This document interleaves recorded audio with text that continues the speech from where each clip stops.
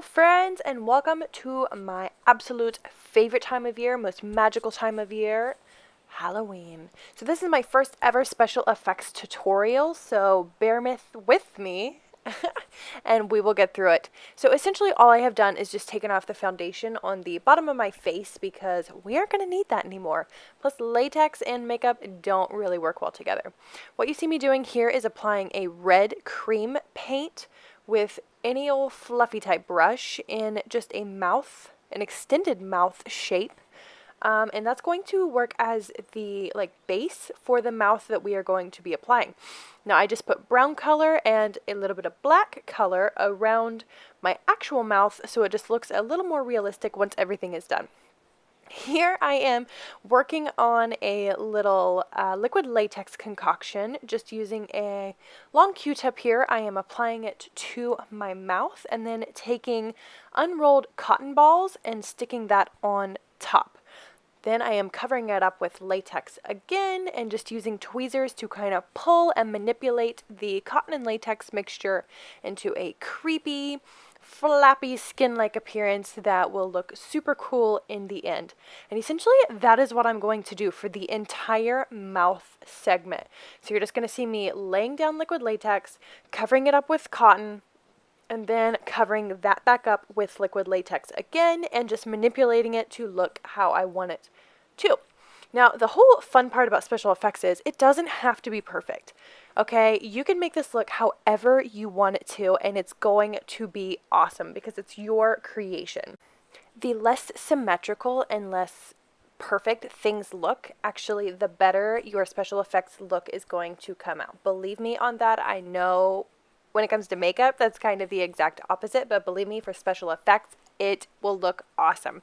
So what you're going to see me do is just kind of pulling pieces to meet the top and the bottom lip parts to make it look as if this mouth has really been melted together and then pried apart and just super cool and creepy and gross, and it's just going to be awesome.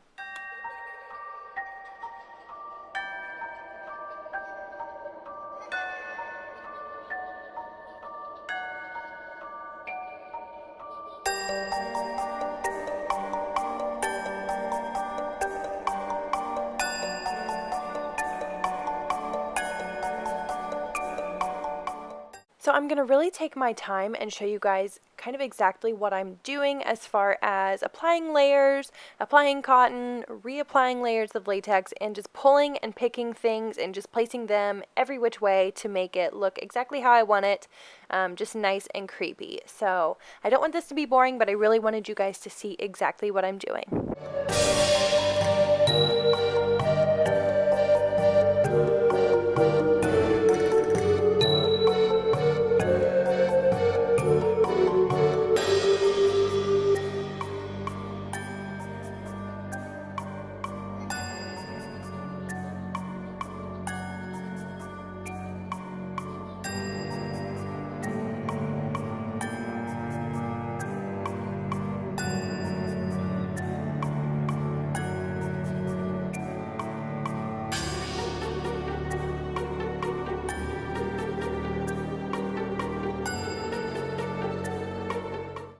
So this is the final result of the mouth. Isn't it awesome?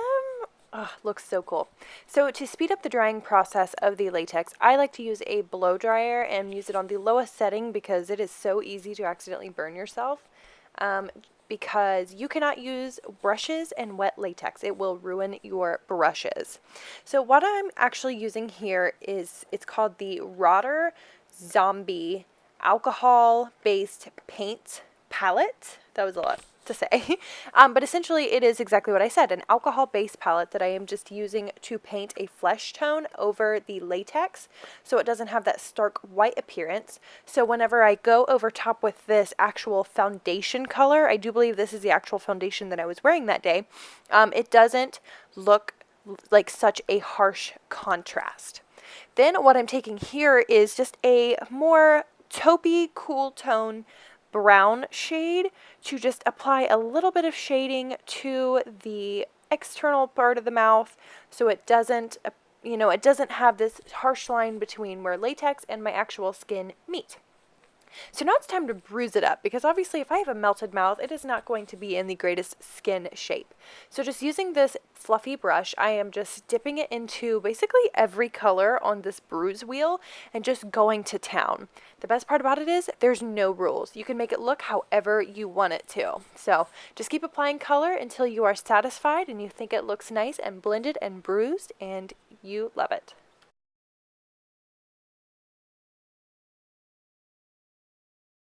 Okay, so going back in with the alcohol activated paint, we are using 2 of the blood colors.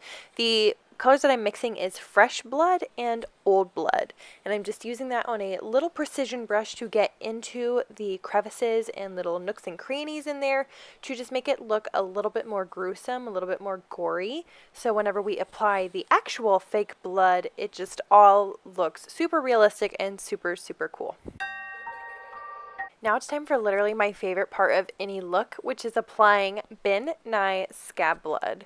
This, in my opinion, is the best fake blood on the market because it is just congealed and just looks so yummy. I'm joking, don't eat this. But it just looks so realistic, which is what really brings any special effects look to life. So I'm using just kind of the back of a pair of tweezers, and because I don't have a palette, but that would be the easiest way to do it, is using like a palette knife kind of thing.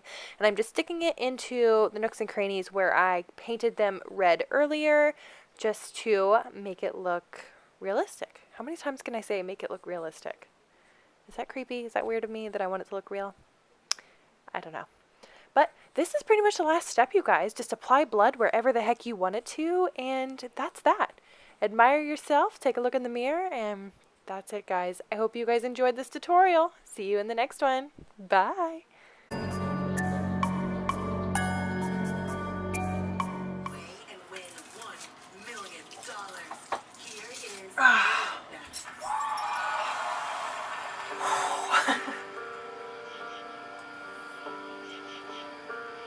Thanks so much for watching my first special effects ever tutorial, guys. I hope you enjoy it. I'm sorry, I had to take it off. I couldn't talk to you with that on my face. I have people asking me to make a tutorial on this particular look in general. Like I said, I hope you guys like it. Please don't forget to subscribe to my channel before you go. Hit that thumbs up button if you enjoyed this video and you would like to see more maybe simple special effects videos as Halloween time rolls around. And I think that's it. I'll see you guys in the next one. Bye!